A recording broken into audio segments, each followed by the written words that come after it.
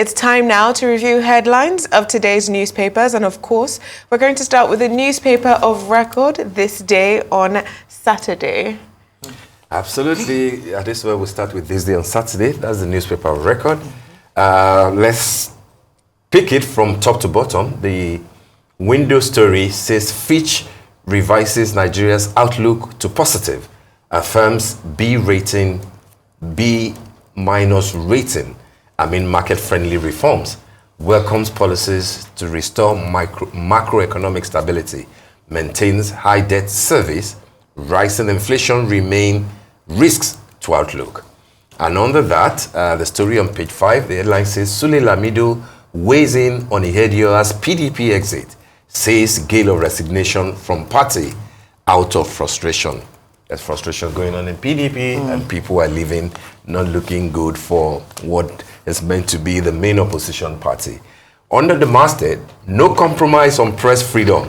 Federal government assures media. And I think that the Honorable Minister of Information has been doing a good job, speaking with the media regularly and making sense. He has also addressed yesterday's Press Freedom Day, and I think that's where this story is coming from. No compromise on press freedom. Federal government assures media. That will be found on page 15 of today's paper. And under that is the second lead on the cover today for reinvestment in mobile, Shell, Ajib, Equinor oil blocks.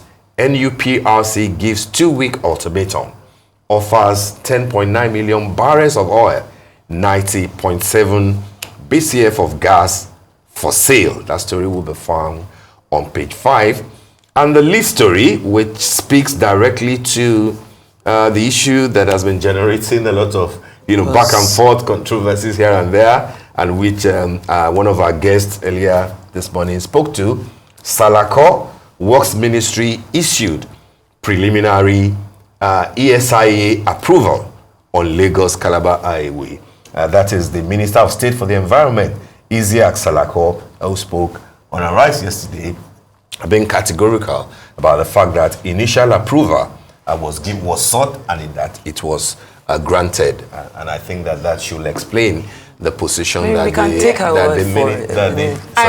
Take our word for it, but it would be nice to at least see a copy and see when it was dated exactly, and even read the assessment report to be sure that everything is in order, as opposed to just. I'm not sure that I want to push it further. I mean, if it's the minister, making that claim, and not the works minister who's the beneficiary, I think that but you're right, for full disclosure purposes, exactly. Why not? But at least a clarification has been come, given. I mean, I do wonder, because the last ESIA that was given in December is on their website, so you would imagine that something of this of such high consequence and with a lot of eyes on it will also receive the same type of attention. So just going off of what Shaitan said, I would like to see it.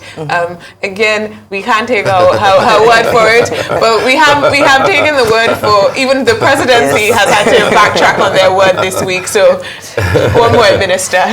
That's the position of the federal government. But last but not the least, on the cover of this day today, a story that will be found on page 16, African Union writes Nigeria, South Africa on AFRIMA hosting rights.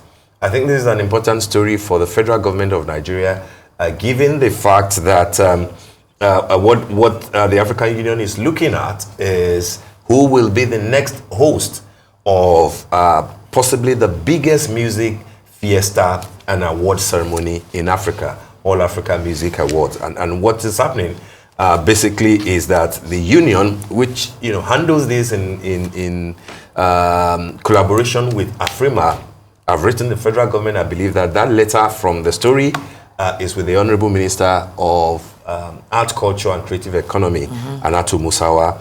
And I think that there are two reasons why this is important for President Bola Ahmed Tinubu.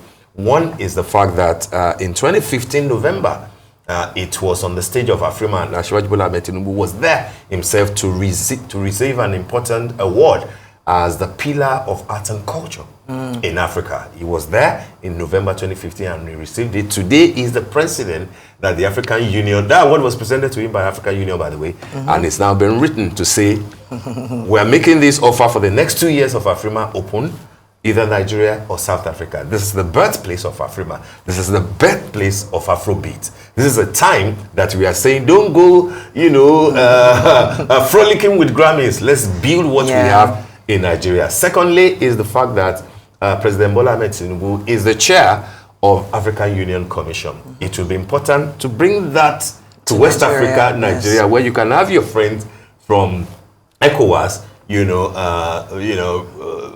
frolic with you if you like, on the stage of Afrima, rather than allow you to go to South Africa. I think it's also very important to know that if it's happening either in South Africa or Nigeria, especially under the African Union oversight, it's important that people that would have to come to Nigeria to attend it, or Nigerians that would have to go to South Africa to attend it, would be giving visas to do so, because there's still that huge disparity between the two countries. We need to work in. But in this instance, we do not want Amapiano to win. We want Afrobeat to win. That's why Afrima should stay in Nigeria. Do we have time at all for any other paper? No. It doesn't look like it. Does not look like it. All right then.